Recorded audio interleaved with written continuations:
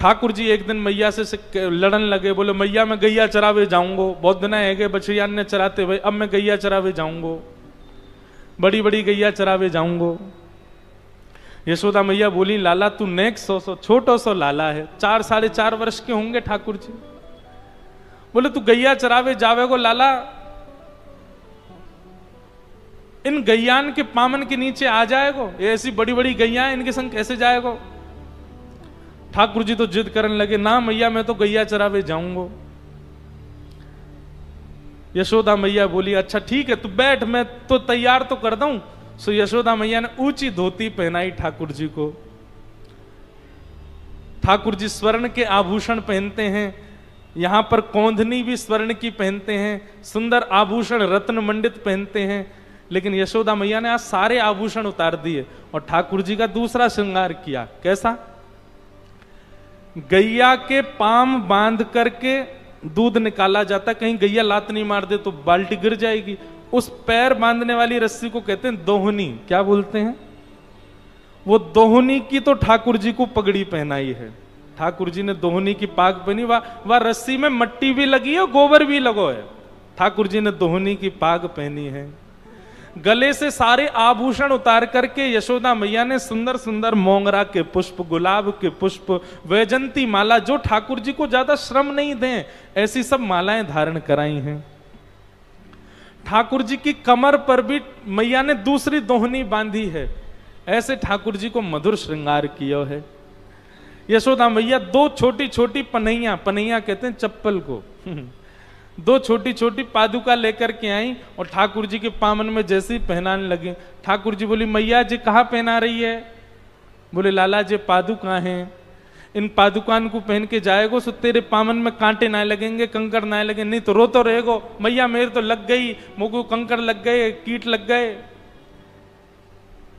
ठाकुर जी इतने में दौड़ के गौशाला गए और गौशाला जाके गिनती करने लगे। यशोदा मैया बोली कहा कर रहे हो लाला? बोले मैया गैया गिन रहा हूं, मेरे तो 2 पाम है, गैयान के 4-4 पाम, सबन के काज पनैया मंगवा, सबके काज 1-1 पादुका मंगवा दे। अरे मैया ये गैया चरवे जाएंगी, इनको कहीं कांटे नहीं लग जाएं, इनको कहीं कंकड़ नहीं लग जाएं।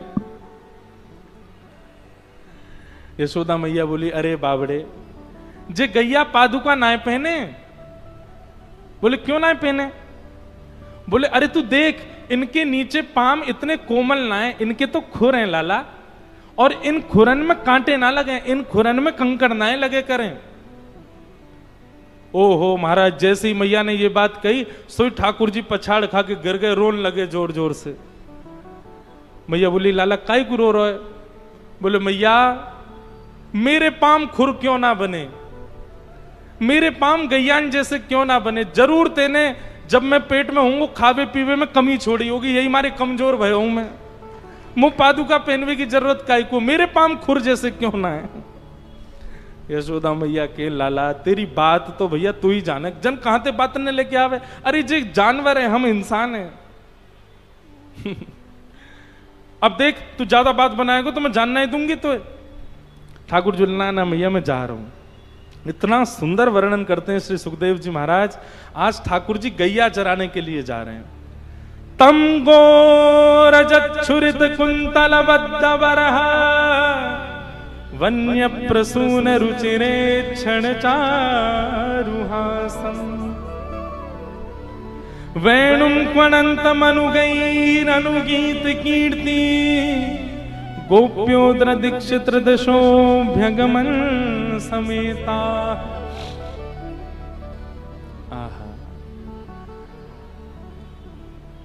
आगे गाय पाछे गाय, इत गाय उत गाय, गोविंद को गायन में बस वो ही भावे। बहुत सुंदर पद है। अब मेरे को तो इतने सारे भाव आ रहे हैं कि मैं मधुराष्टकम गा दूं, कि छीत स्वामी जी का पद गा दूं, कि कौन सा भाव सुनाऊं। यहां पर इतने सुंदर ठाकुर जी लग रहे हैं। मधुराष्टकम गाते हैं। श्री वल्लभाचार्य जी महाराज वर्णन कर रहे हैं कैसे हैं ठाकुर जी। अधरम मधुरम वदनम मधुरम, अधरम मधुरम वदनं मधुरं मधुराधिपतेरखिलं मधुरं मधुराधिपतेरखिलं मधुरं। बहुत ध्यान से सुनिएगा, ये मधुराष्टकम है।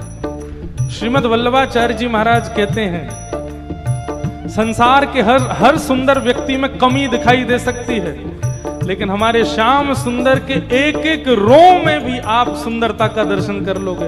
उनका कुछ भी अमधुर नहीं है, सब मधुर है। अब यहां जो शब्द के साथ मधुर शब्द का प्रयोग हो, उस शब्द को सुनिएगा। अधरम मधुरम मतलब ठाकुर जी का मुख मधुर। अधरम मधुरम, वदनम मधुरम, नयनम मधुरम, हसितम मधुरम, हृदयम मधुरम, गमनम मधुरम, मधुराधिपते अखिलम मधुरम। सब लोग मेरे साथ गाओ। अधरम मधुरम, वदनम मधुरम, अधरम मधुरम, वदनम मधुरम, नयनम मधुरम, हसितम मधुरम, नयनम मधुरम, हसितम मधुरम, ओ हृदयम मधुरम, गमनम मधुरम, हृदयम मधुरम, गमनम मधुरम, मधुराधिपते अखिलम मधुरम, मधुराधिपते अखिलम मधुरम। वचनम मधुरम, चरितम मधुरम, वसनं मधुरं, वलितं मधुरं, वचनं मधुरं, चरितं मधुरं, वसनं मधुरं, वलितं मधुरं, चलितं मधुरं, भ्रमितं मधुरं, चलितं मधुरं, भ्रमितं मधुरं, मधुराधिपते अखिलं मधुरं, मधुराधिपते अखिलं मधुरं। अधरं मधुरं, वदनं मधुरं, अधरं मधुरं, वदनं मधुरं, मधुराधिपते अखिलं मधुरं, मधुराधिपते। श्री राधा रमण लाल की करताल बजा के गाओ।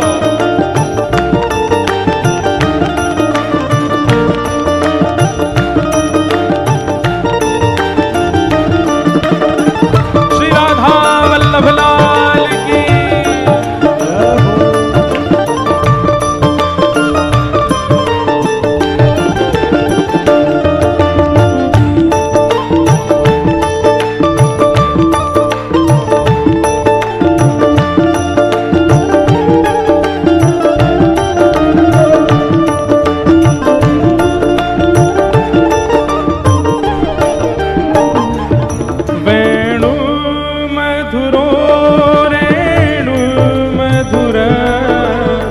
पाणिर्मधुरो पादौ मधुरो, वेणुर्मधुरो रेणुर्मधुरो, पाणिर्मधुरो पादौ मधुरो, वेणुर्मधुरो रेणुर्मधुरो, पाणिर्मधुरो पादौ मधुरो,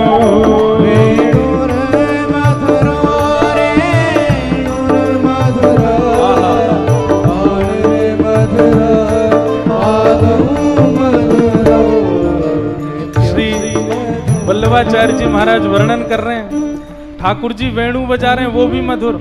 और जहां जहां पैर रख करके चल रहे हैं ना ठाकुर जी के पदत्राण स्पर्श होते ही वो रेणु भी मधुर हो जाती है। और आज मैया ने गैया चरावे को अवसर दिया तो ठाकुर जी इतने प्रसन्न हैं, गैया चराते चराते बीच बीच में नाच भी रहे हैं। आहा, नृत्यं मधुरं सख्यं मधुरं नृत्यं मधुरं सख्यं मधुरं मधुराधिपते अखिलं मधुराधिपते अखिलं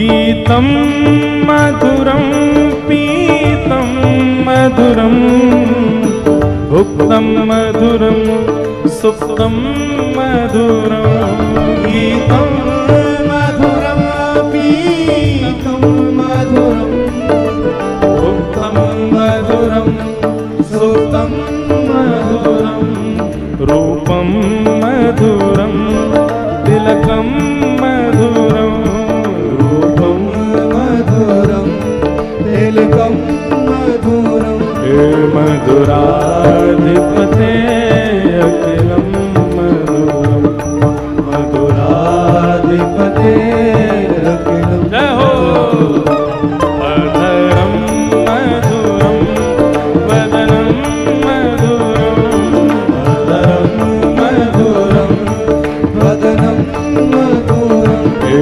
मधुराधिपते अखिलं मधुरं मधुराधिपते अखिलं करणं मधुरं तरणं मधुरं हरणं मधुरं रमणं मधुरं करणं मधुरं तारणं मधुरं करणं मधुरं रमणं मधुरं वमितं मधुरं शमितं मधुरं वमितं मधुरं शपितं मधुरं मधुराधिपते अखिलं मधुरं मधुराधिपते अखिलं हे गुंजा मधुरा माला मधुरा इनको गुंजा कहते हैं गुंजा मधुरा माला मधुरा यमुना मधुरा बीथी मधुरा गुंजा मधुरा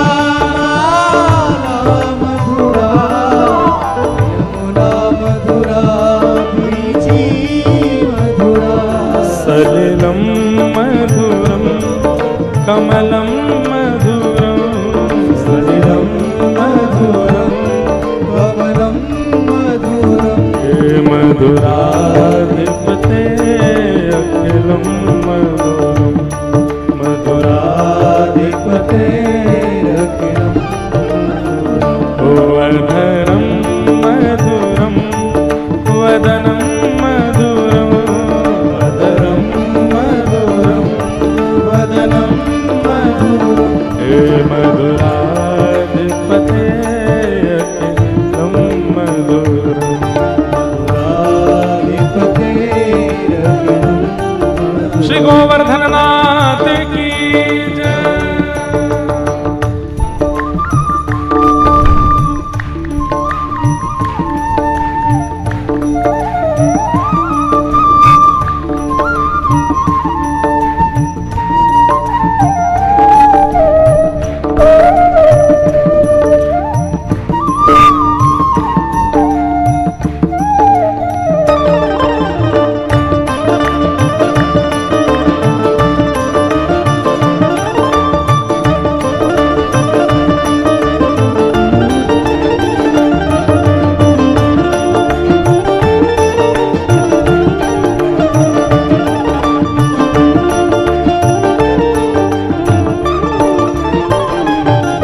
गोपी मधुरा लीला मधुरा युक्तं मधुरं मुक्तं मधुरं गोपी मधुरा लीला मधुरा युक्तं मधुरं भोक्तं मधुरं ओ दृष्टं मधुरं शिष्टं मधुरं दृष्टं मधुरं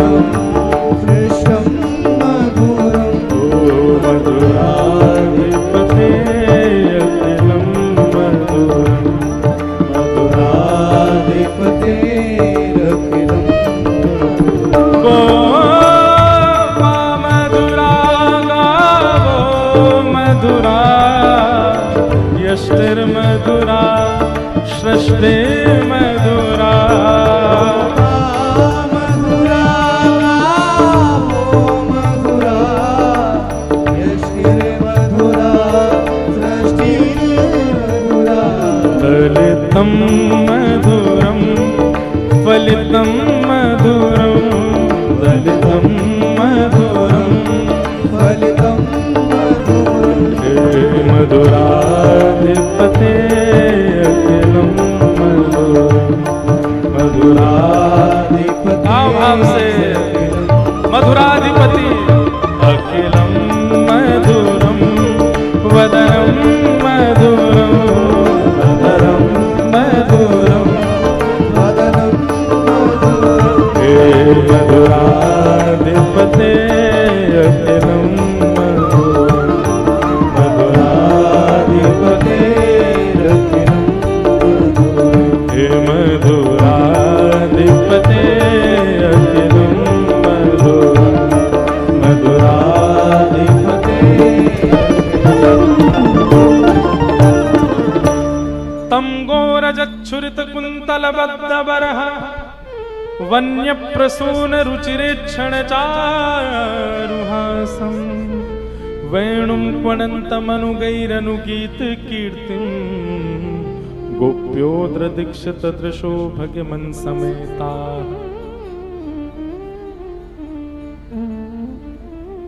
गैयाओं ने ठाकुर जी को घेर लिया और जैसे ही ठाकुर जी को घेरा, आकाश में सूर्य ने गैयाओं के मन का भाव समझ लिया, तो सूर्य थोड़े से और तपीले हो गए, थोड़े और गर्म हो गए।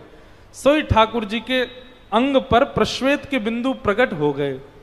ठाकुर जी को पसीना आने लगा और जैसे ही प्रश्वेत बिंदु प्रकट हुआ, गैया जोर जोर से उछलने लगी और उन सब गायों की रज सिर से लेकर के पैर तक ठाकुर जी को सना दिया। जैसे ही ठाकुर जी गैयाओं के झुंड से बाहर आए, सुंदर सुंदर पत्रावलियों से ठाकुर जी का श्रृंगार हो गया। मधुर श्रृंगार ठाकुर जी के मुखमंडल पर। ठाकुर जी को सबसे ज्यादा प्रिय श्रृंगार है पत्रावली का। बढ़िया चंदन घिसो केसर युक्त, और अभी तो गर्मी का समय, अभी तो नित्य करना चाहिए आपको, नित्य चंदन घिसो। अच्छा एक सुनो एक बात हमारी, चंदन घिसो, खूब सारा घिसो, केसर युक्त करके, बीच बीच में केसर डाल के, और उसमें थोड़ा सा कपूर या फिर ब्रास ठंडक के लिए वो भी डालो, और जल की जगह गुलाब जल डालो और उसको घिसो खूब सारा। जब निकल आए तब बढ़िया सूती के कपड़े में उसको डाल करके उसको निचोरो। उसका जब पानी निकल जाएगा तो वो चंदन ऐसा वो रसगुल्ला जैसा बन जाएगा। उसके छोटे छोटे गोले जैसे, गोलियां जैसी बना के ठाकुर जी के गाल पर, ठाकुर जी के कंठ पर, ठाकुर जी के भुजा पर, ठाकुर जी के उदर पर, इस प्रकार 12 अंगों पर उन चंदन के उन भावों को रखो और शाम के समय उनको हटा दो। ठाकुर जी को इत्र लगा करके थोड़ा पोंछ दो। वो चंदन फिर आप अपने प्रयोग में लो, रोज उसको घिस के माथे से लगाओ। ठाकुर जी को शीतलता का अनुभव होता है। और किसी को यदि पत्रावली का श्रृंगार आता हो, ऐसे छोटी छोटी बिंदियां बना करके, और ठाकुर जी, आजकल लोग परमानेंट बिंदी लगवा देते हैं ठाकुर जी को, पेंट की। अब आपके भाव को तो हम प्रणाम करते हैं, कोई बुराई नहीं उसमें, पर स्वयं करो। ठाकुर जी को ऐसे पेंट वेंट नहीं करवाना चाहिए। ठाकुर जी स्वच्छंद अपने भाव में रहें, आप अपने आप, और वो भी कलर नहीं, इस प्रकार चंदन युक्त ही कुछ निर्माण करो, उससे ठाकुर जी को श्रृंगार करो। हमारे कोई पेंट लगा दे तो हमको भी तो जलन हो जाएगी ना। तो ठाकुर जी के प्रति भी यही भाव रखो।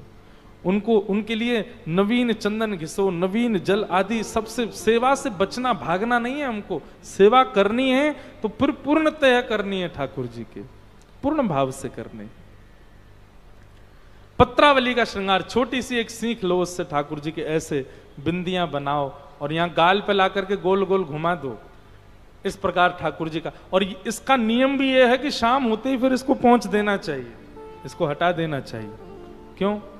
रात में ठाकुर जी सोएंगे तो वो उनकी आंख में जाएगी, कहीं चुभे ना, इसलिए ठाकुर जी को। इसीलिए राधा रमण मंदिर वृंदावन में शाम को औलाई का दर्शन होता है। औलाई में क्या होता है? सुंदर इत्र लगा करके वस्त्र में ठाकुर जी का मुख पोंछा जाता है और उसके बाद ठाकुर जी के श्रृंगार हल्के करके फिर आरती करते हैं। सेवा के बड़े भाव हैं भैया। हम लोग स्वयं भी तो पूरे दिन भले ही कितना भी मुख पर कुछ भी लगाओ, रात में मुंह धो करके, हाथ पांव धो के ही सोते हैं, शाम को हल्का वस्त्र ही धारण करते हैं। ऐसी ठाकुर जी के प्रति भी पत्रावली का श्रृंगार। काली देह में एक कालिया नाग रहता है।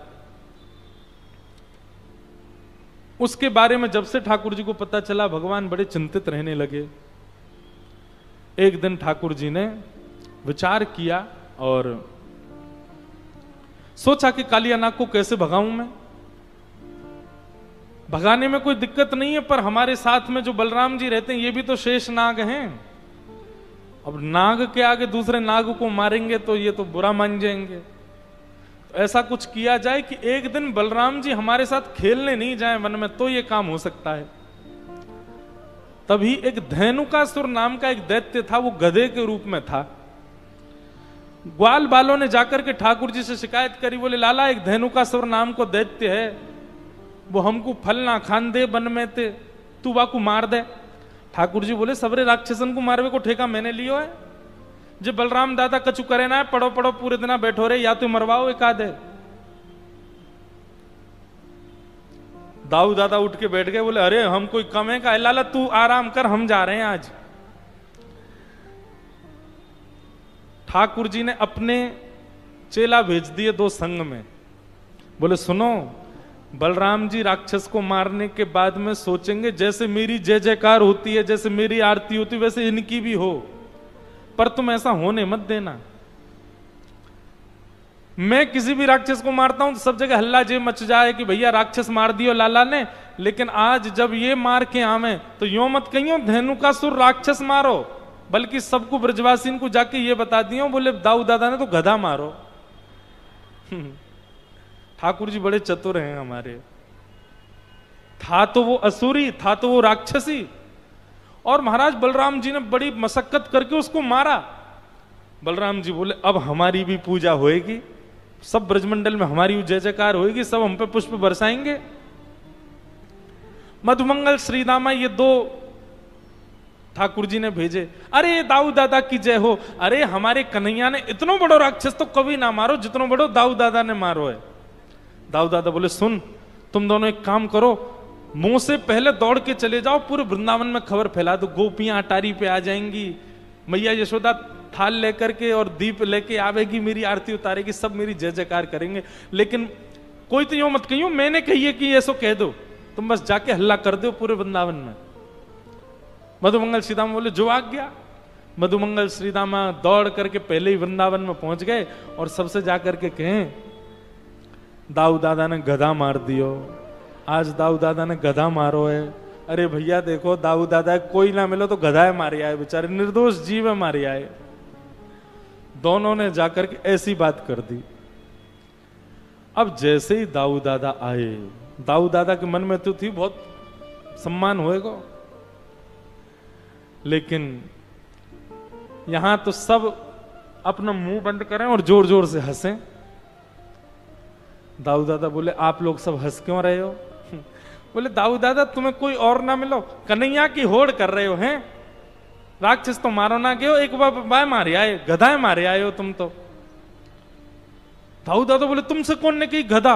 अरे वो गधा हो लेकिन वो राक्षस। बोले हमें सब पता हो, बात मत बनाओ, गधाए मारे। अरे राम राम राम, बस निर्दोष जीव मार दियो। दाऊ दादा को बड़ा गुस्सा आयो। दाऊ दादा ने जैसे ठाकुर जी की ओर देखी, ठाकुर जी चौकड़ी मार मार के हंस रहे हैं। बोले जरूर लाला तेरी करतूत होगी जे। ठाकुर जी कहें क्षमा कर दो। बोले ना है लाला, या की क्षमा नहीं मिलेगी, तेने मेरा अपमान करवाया। सुन ले मेरी बात, कल ते तू अपने सखान के संग अलग जा, हम अलग जाएंगे, ना खेलूंगा तेरे संग में। बोलो वृंदावन बिहारी लाल की जय।